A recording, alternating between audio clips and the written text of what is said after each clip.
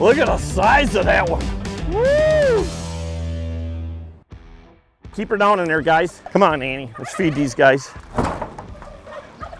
Look at guys, you got chips, you got everything. How about a little corn this morning? For some reason, Annie always likes to get them all wound up. Annie, what's the reason for that? You know you're not supposed to be chasing them. All right, you guys, let's jump in the truck and head on up to Green Bay and see if we can get that 30-inch sheephead. Need some cane poles. What do you got, Dan, for cane poles? 24 footers. 24 footers. Going up to do a show on catching giant sheephead. Oh yeah, that'll work out pretty dang good. They're not gonna break that sucker. You think they might? I don't know, some of them get pretty big. Got that look on your face. Yeah, 24, I'll take 2 of them. 24 feet's a long ways. Yeah, I'm thinking just like that. Zip tie them together.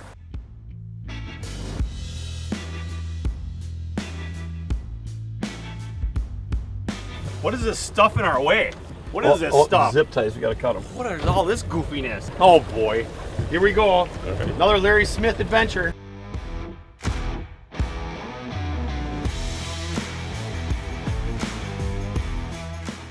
This is insane. How would you tie up your cane pole? What I'm gonna do, this in case it does snap, but I've never seen one snap, is I'm gonna tie it probably about 2.5 feet down the bamboo rod. Nothing fancy. This is definitely old school. I don't know, as a kid, I've never ever broke a bamboo rod. They can take a lot. So then what I'm gonna do, tighten up the line, wrap it a couple times, come back around with it, clinch it off a couple times. How long of a leader you wanna go? There's 4, there's 5, there's 8. 8 foot right there. 20-pound Dacron. Definitely wanna use a Dacron just because you still have a little bit of stretch with that Dacron and you're gonna kind of need it. One thing you gotta remember about cane poles, obviously there's no reel on these at all. So basically you're using that bamboo to fight these fish out. And there's a good chance of catching, well, I don't know, anything. A big flathead up here, giant sheephead, and that's what we're after. We're trying to get a sheephead over 30 inches. So that's our goal for the day, Chris. A fish over 30 inches and on not live bait, but on artificial. So we got a variety of Kalen's baits here. We got some of the Pendu jigs. And again, just trying to mix it up. Got the live scope on. We saw a lot of fish, but we're definitely not scoping today. This is old school fishing. Let's get her done. Got him! Oh, nice job. Now what do I do? Fling him right up. Go straight up. Ah! Oh my goodness. All right. That is interesting. Well, I had to downsize my presentation. Tell you what, the finesse factor with these rods, it's not there. No finesse. What do you mean? It's definitely interesting.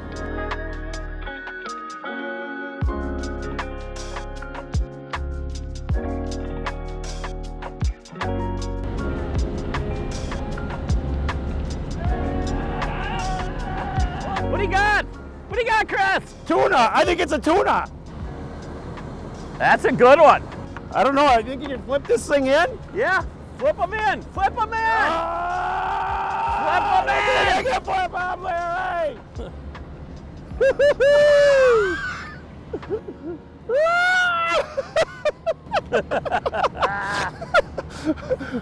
A little closer. Oh my gosh.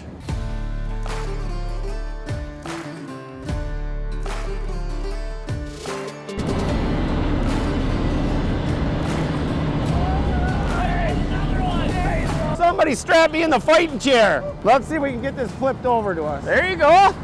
I don't think this works. I can't quite reach them. Wow! Wow! Look at us. Oh, that was a walleye. Nice one, too.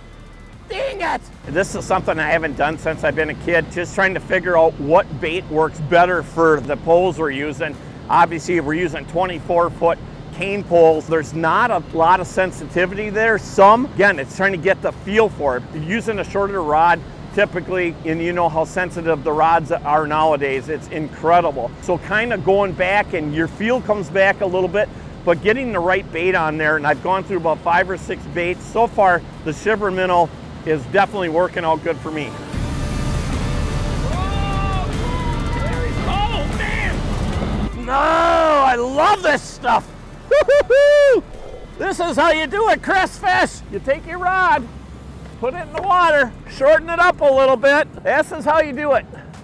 Bring them in, grab your line, hand over hand them.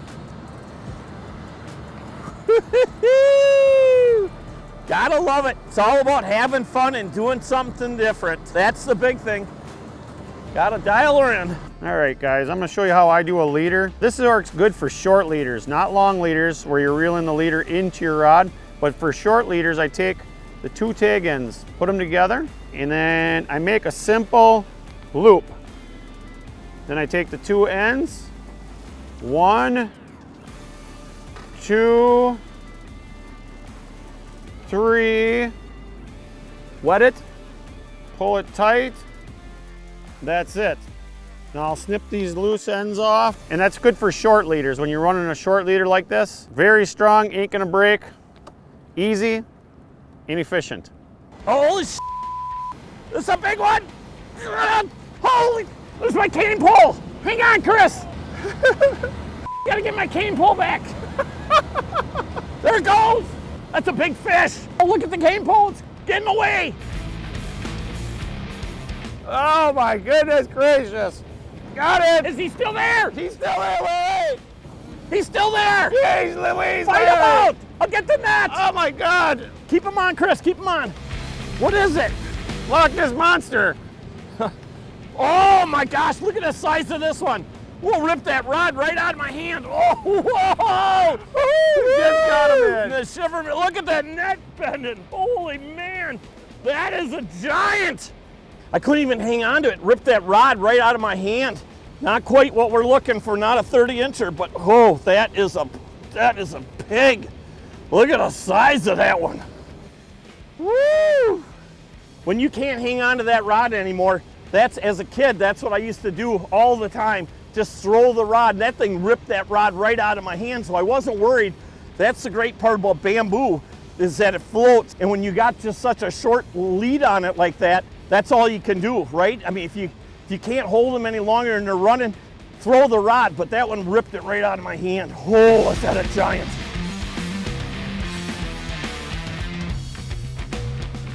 Kind of interesting, we started off with having way too much line where we had the rod way too high in the air, and now just adjusting to the depth of what we're fishing and having just, you know, maybe an extra foot and a half of line versus not having that rod so high up there. A lot more sensitivity, can work the baits a lot better. The only thing differently I would probably do because of the sun is I would go with a high vis line, because it's hard sometimes when you hit a pocket on the bottom there that's a little bit deeper to know that you're actually hitting the bottom. It's not a lot of feel, it's more of a visual that you're watching that line hit the bottom, watch that bait hit, because that's important of almost any bait, that it hits that bottom for sure.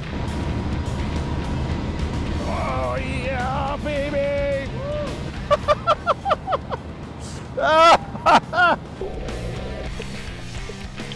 Look at the barnacles on him. Oh man, she's a bailer. Woo-hoo! Shiver minnow, come on baby. Oh man, this is the way you should fish. No doubt about that. Be a man.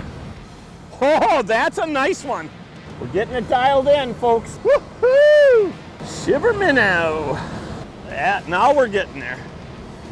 Not worth measuring yet. 30 inches is the goal today, but we're getting there. We're getting bigger ones. Kind of just getting this bite dialed in. You know, I haven't done this since I've been a kid. Fishing with cane poles is absolutely a hoot. Just something different.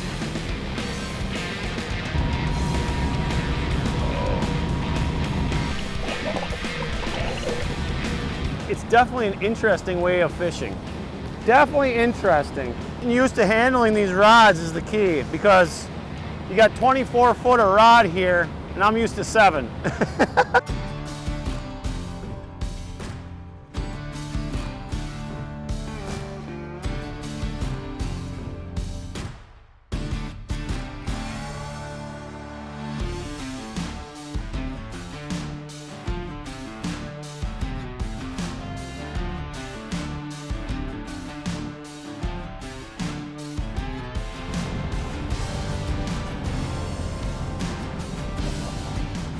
It's just a matter of getting the feel of what's going on.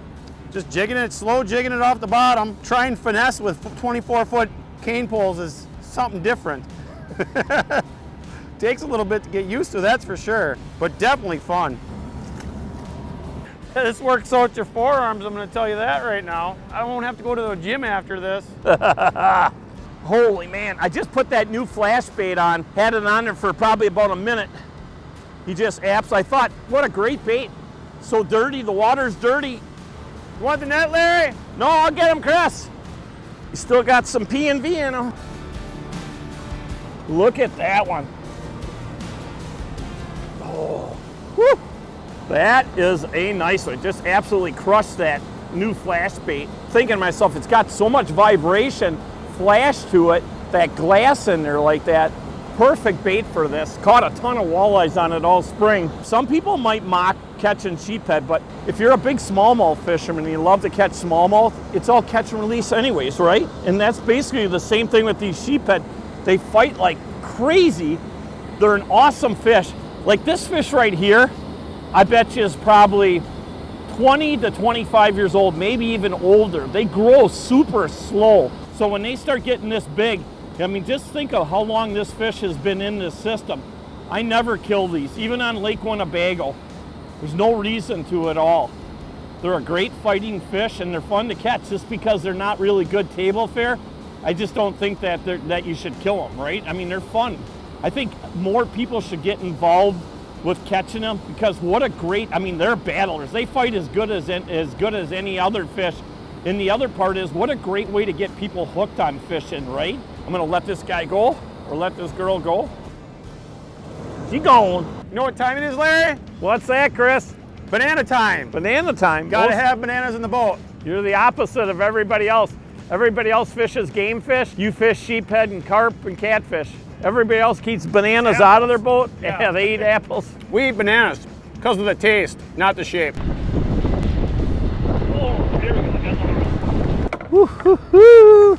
Another one bites the dust.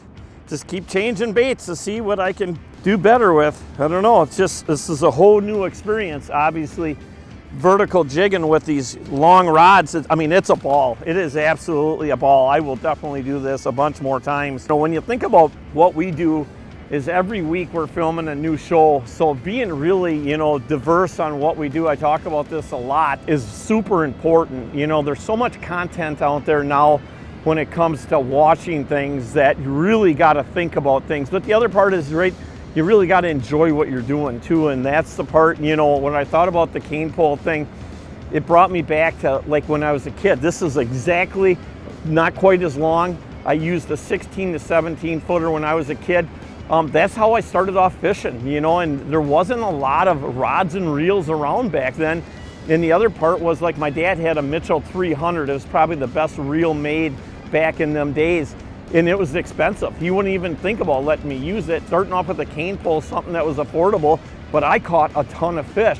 So now kind of coming back at this whole thing and really getting the feel and kind of think about like how to control the bait and give it the right presentation is absolutely huge. This is fun. It's all about having fun.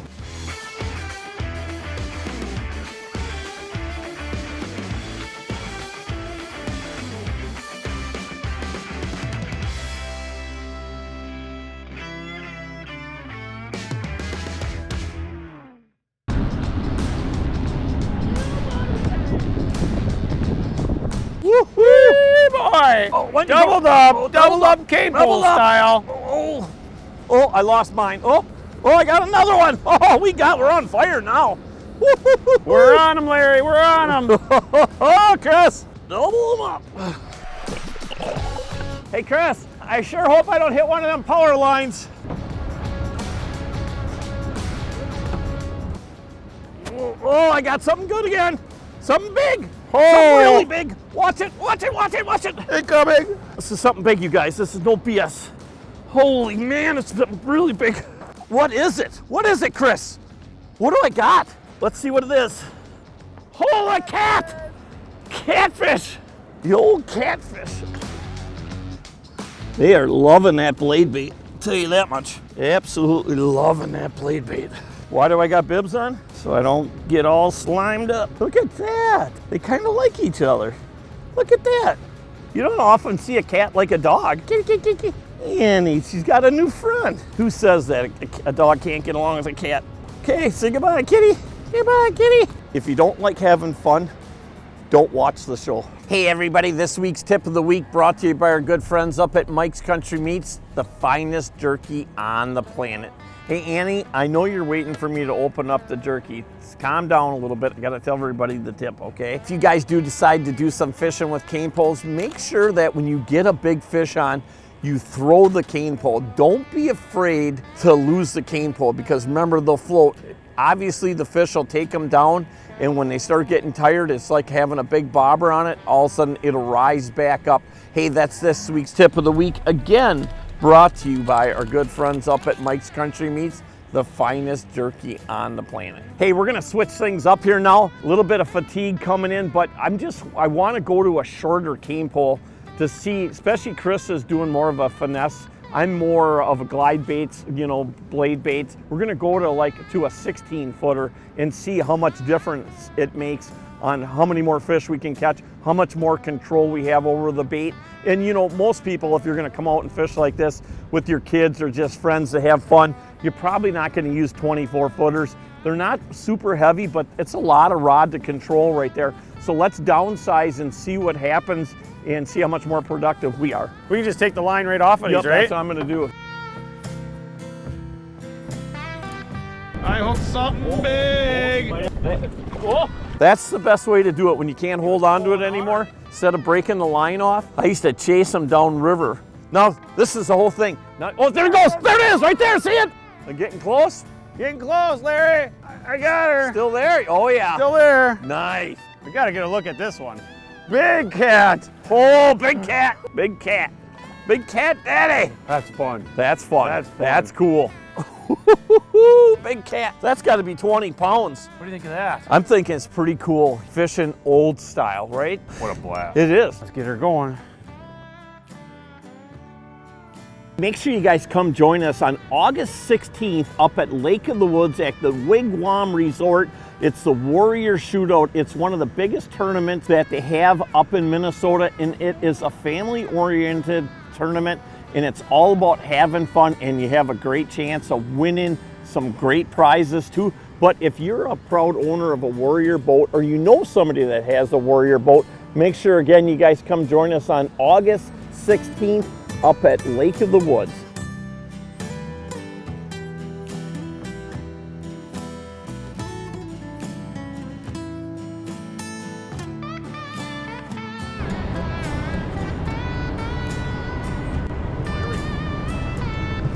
On the shorter rod, feels good. I don't know, it's been about, I would say, a horse a piece between the long rod and the short rod. Oh, yeah. There ain't nothing wrong with that, girl. Once the fish is wore out, try to get that line in your hand and then get rid of the cane pole. And the nice part, you know, with these cane poles, what I always do, doesn't matter how long they are, I take the cane pole and you can see I'm shoving it out the other side of the boat like that. Then I just get control over it, got the tip right here, control over the line, and then grab the fish like that. That's a nice fish, really nice fish. I'm happy with that one all day long. I would definitely say so far, it's been the purple blade bait that has been more productive for me. Chris has got something a little bit different program going, and which works out really good for him because he's more of a finesse fisherman anyways. He likes that little bit slower presentation, where I'm more of that ADHD kind of guy. I like to be able to rip something all the time and keep things moving. But this bait's definitely been the most productive for sure. Chris, that was a lot of fun, my friend. You know what? And that's what fishing's all about. Kind of going back to old school, doing something a little bit different. You have been across the country fishing, and let's talk a little bit about what's coming in October. October 25th and 26th is going to be the World Championship for street fishing, which is what it is. It's fishing on the street from shore casting. And it's going to be the World Championship, and it's going to be here in Green Bay, Wisconsin. That's pretty interesting. Let's awesome. Talk real quick. You've been to a couple different countries now. Let's tell everybody where you've been the last 2 years. The last 2 years have been in Italy. We didn't place great, but we were there. We put in our time, and it was very neat. But now everybody gets to come to our hometown and fish our water. Well, I'm telling you, the pressure is going to be on you, my friend, Yep. just like it is every day. Badgerland Tires, which Chris owns, and they've got 3 different facilities. If you guys are looking for new tires, used tires, you can go to Shawano, Appleton, or Oshkosh. So that's the name of the game when it comes to that, my friend. Thank you for everything. I want you guys to comment on this week's show and tell me what you guys thought about this week's show, because again, we're always searching for something different, and it's all about you guys. Hey, and speaking about somebody, we always want to give special thanks to all of our military men and women for the great service they have given this country and continue to give this country, along with all of our firefighters, paramedics, and no doubt all of our law enforcement agents. Like it or not, we are definitely still living in the greatest country in the world, and let's try to keep it that way. Hey, it's a great day to be alive. We'll see you guys and gals again next week, and thanks for joining us.